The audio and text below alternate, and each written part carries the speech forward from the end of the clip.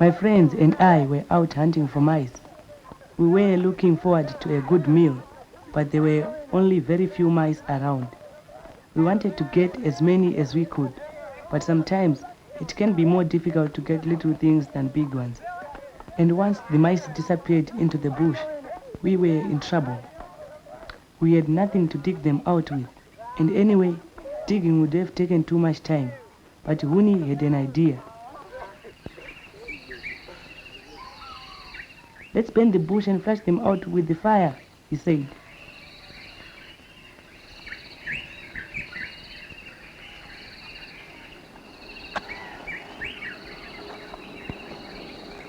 And that's what we did.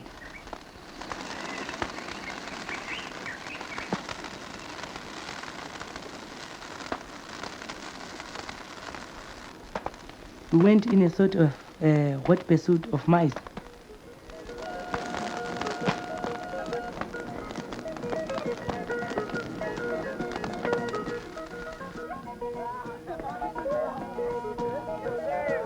We did get our mouse, only one, but that's better than nothing.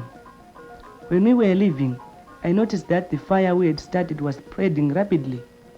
I thought that we should do something about it. "Like what?" Huni asked. "Like putting it out," I said. But Huni and Taru were not interested. They said that there were usually thousands of fires all over the country, and that they burnt up all the nasty insects. And anyway, the ash was good for new grass to grow sooner, so that we should in fact start more fires, not trying to stop them. All right then, fine. But I wasn't sure about it. I decided to put out the fire myself.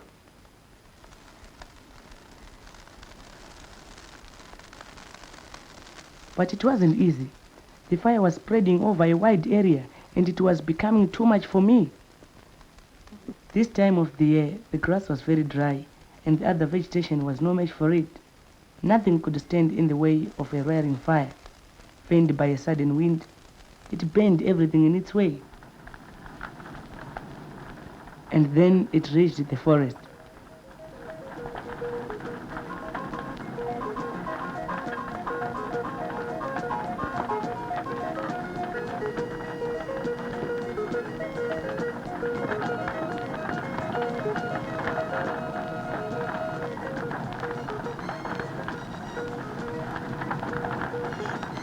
Suddenly, the fire was at our crawl. It was threatening to burn my home.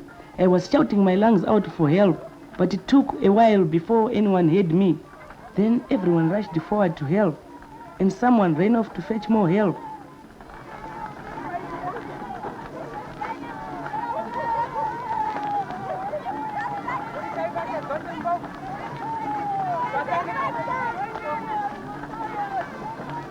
For a moment, I thought that we might be able to save the hut, especially when the extra helpers arrived.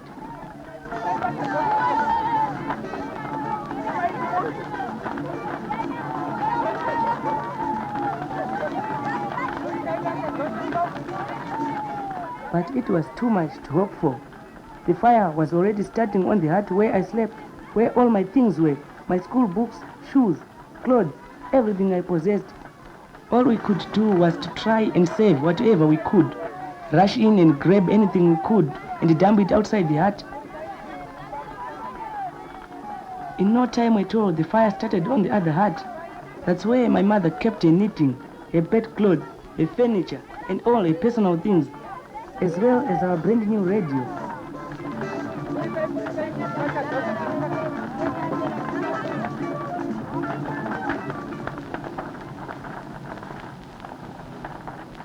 We lost nearly everything we owned. It had taken a long while to build our home, and now it had gone up in flames, just like that.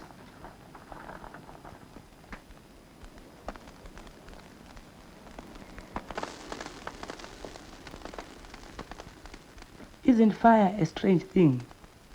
Sometimes it's our friend, sometimes our worst enemy. It cooks our food. It warms us in winter. It bakes our bricks. It melts metals. and allows us to make all sorts of goods. We can't live without it. And then it suddenly turns against us and destroys our home and everything we own. Or was the fire really to blame? Maybe it was me who destroyed our home. Me and Huni and Taru. We let that fire loose to spread where it liked, free to do whatever it wanted to do. And naturally, it wanted to burn everything it met, everything in its way. That hunt cost us a lot. It burnt down our home, everything the family ever owned.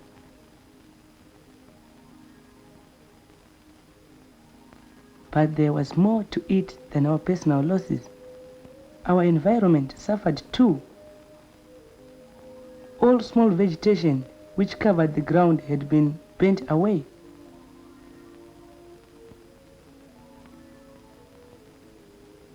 This leaf is not completely burnt, but it's so dry and brittle it's destroyed anyway. It can't function any longer. And how can trees grow when the leaves can no longer play their part? And that tree trunk, what happened to it? It has probably been lying there for a long time before the fire reached it. It must have been dry because it is still burning.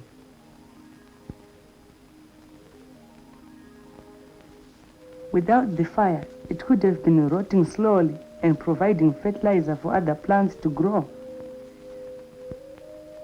But now, it's going to be just ash which will be blown away by the wind or washed away by the rain.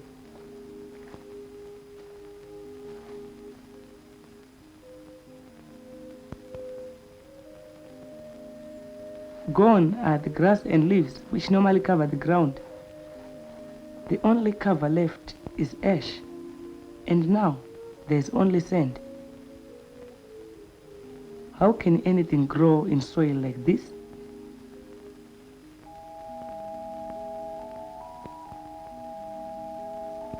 What is going on here? Only small flames trying to move against the wind. Surely this is no danger for anything. But what if the wind changes? Maybe there will be another roaring fire like yesterday. Maybe right now I'm saving another homestead. Where am I now? In hell? Is this place going to be any better when all the ashes are blown and washed away? Wuni said the grass would grow back soon, but are cattle supposed to live on this meanwhile? Yes, some grass is going to grow here, but what sort of grass? It will be weaker, there will be less of it, and there will be a lot more weeds. Our cattle will be worse off for sure. There is the mouse hole, but there will be no more mice to hunt or any more meals like that from here for a long time to come, if ever. We were simply after some food, but our hot pursuit made that a very expensive mouse. It cost a homestead, as well as a forest and a pasture.